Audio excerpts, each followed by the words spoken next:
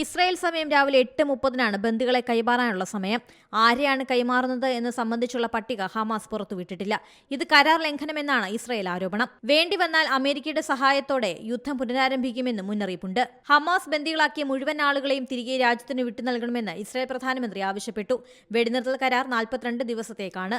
Hamas ബന്ദികളാക്കിയ 33 പേരെ ഘട്ടം ഘട്ടമായാണ് മോചിപ്പിക്കുന്നത്. ആദ്യഘട്ടത്തിൽ മോചിപ്പിക്കുന്ന 737 പലസ്തീൻ തടവുകാരുടെ വിശദാംശങ്ങൾ ഇസ്രായേൽ പുറത്തുവിട്ടിരുന്നു. ഇതിൽ 95 പേരെയാണ് ആദ്യഘട്ടത്തിൽ ഇസ്രായേൽ മോചിപ്പിക്കുന്നത്.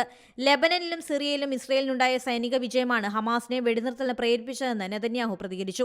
ഇസ്രായേലിന് പോരാട്ടം തുടരാൻ അവകാശമുണ്ടെന്നും വെടിനിർത്തൽ കരാർ നടപ്പാക്കാൻ കഴിഞ്ഞുവെന്നും അദ്ദേഹം പറഞ്ഞു. ആവശ്യമെങ്കിൽ പോരാട്ടം തുടരുമെന്നും മുന്നറിയിപ്പുണ്ട്. മോചിപ്പിക്കുന്ന ബന്ദികൾ ആരൊക്കെയെന്ന് ഹമാസ് വെളിപ്പെടുത്താതെ കരാറുമായി മുന്നോട്ടു പോകാനാകില്ലെന്ന നിലപാടിലാണ് ഇസ്രായേൽ. ഡൊണാൾഡ് ട്രംപിന്റെ പിന്തുണ തനിക്കുണ്ടെന്നും ഇസ്രായേൽ പ്രധാനമന്ത്രി വ്യക്തമാക്കി. International desk Zee Malayalam news.